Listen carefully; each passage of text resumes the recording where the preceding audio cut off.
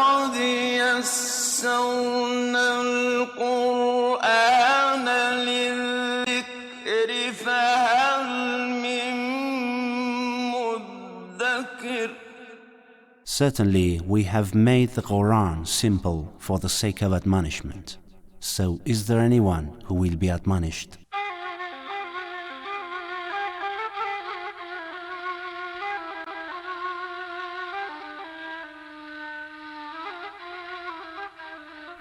Path towards enlightenment.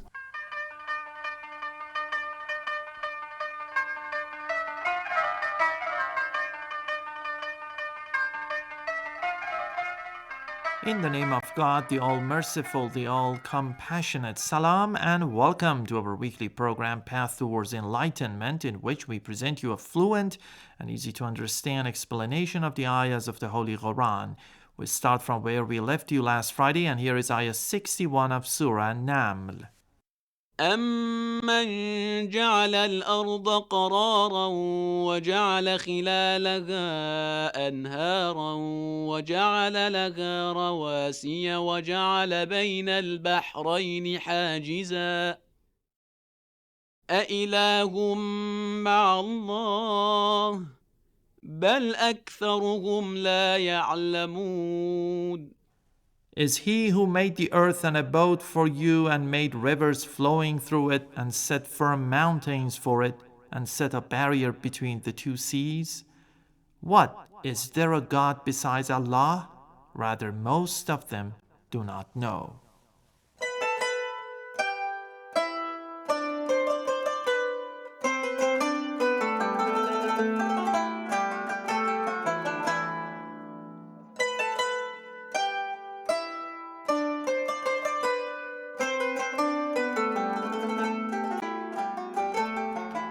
In continuation of the previous ayah and the wonders of creation which we explained to you last Friday, this ayah also elaborates on God's handiwork in providing an excellent abode for mankind on planet Earth, where the necessary ingredients for flourishing of life are found, such as rivers of sweet waters that emanate from the majestic mountains and flow into the salty seas.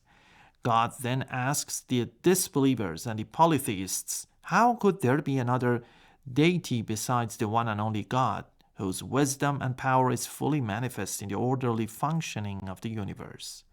There are many points to be pondered in this and other ayahs. For instance, the earth is indeed an abode of comfort and the cradle of civilizations, which had emerged in different ages and different places beside the banks of fresh flowing rivers. We cannot fully realize the comfort and the tranquility of the earth where the blessings of God are fully manifest unless we contemplate upon the devastating effects of an earthquake.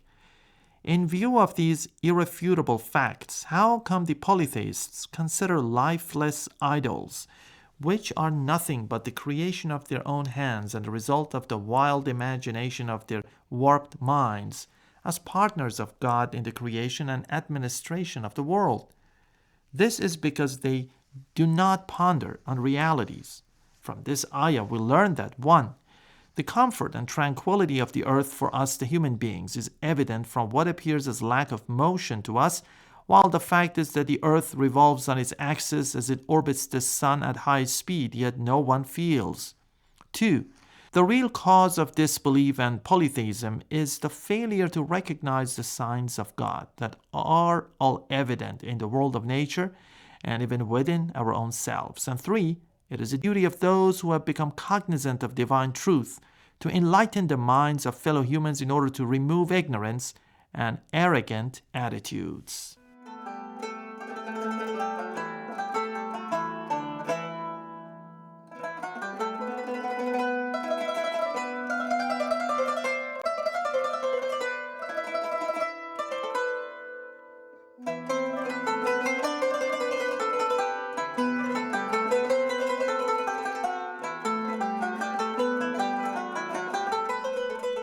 Now let us listen to ayah 62 of Surah Naml. أَمَّن يُجِيبُ الْمُضْطَرَّ إِذَا دَعَاهُ وَيَكْشِفُ السُّوءَ وَيَجْعَلُكُمْ خُلَفَاءَ الْأَرْضِ أإله مع الله قليلا ما تذكرون. Is he who answers the call of the distressed person when he invokes him and removes his distress and makes you the earth's successors? What, is there a God besides Allah? Little is the admonition that you take.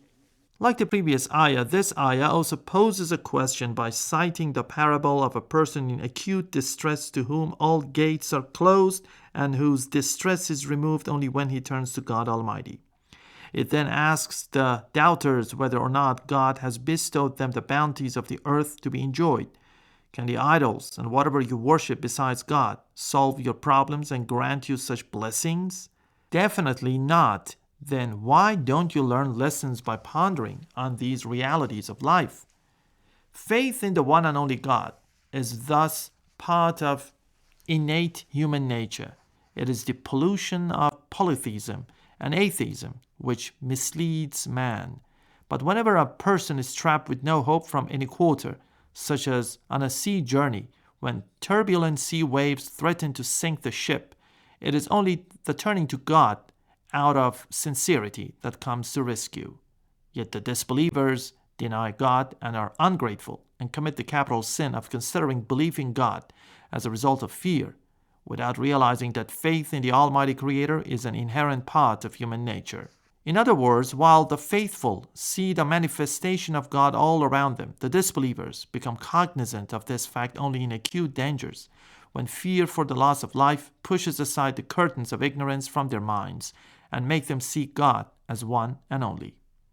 It is like the child who is oblivious of his parents, but when dangers engulf him, he seeks refuge in the lap of his mother. Does it mean the mother is nothing but the outcome of a child's need for protection out of fear? Thus, when humans become certain that no power can help them, they seek help from the unseen but omnipresent power, which is God Almighty. From this ayah, we learn that 1. For some, the cognizance of God comes when they fear danger to life and desperately invoke the only power that can save them. And 2. God has granted the bounties of the earth for humans to enjoy them and properly exploit them.